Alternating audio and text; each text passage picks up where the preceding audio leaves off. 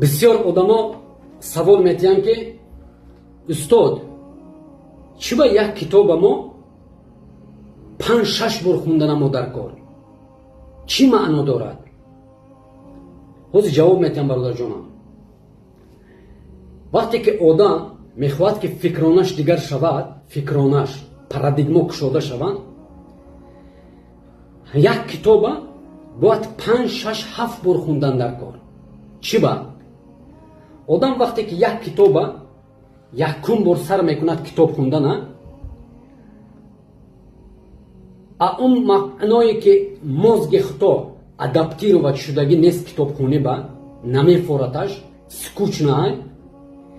یکم ریسی که انسان کتاب میخوند مغز آدم 98% اینفورماسیا علمی که در کتاب و یا قبول نمیکند و یا ایگنوریرovat میکند.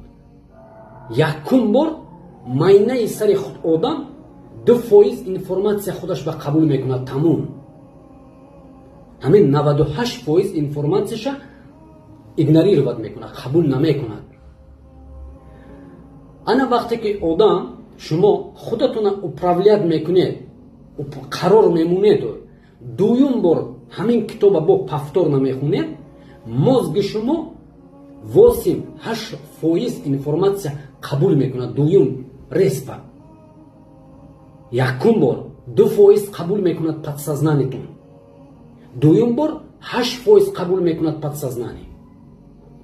باز заставить کردید خودتون اپراولیت کردید با همین کتاب پفتور نخوندید، سیوم بار مغز انسان 15% اینفورماسیا قبول میکند. دیدید؟ چهارم بار 25%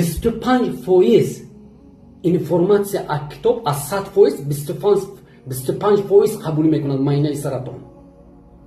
انا پنجم بار 50% obشه همش حساب کنید 100% میشد.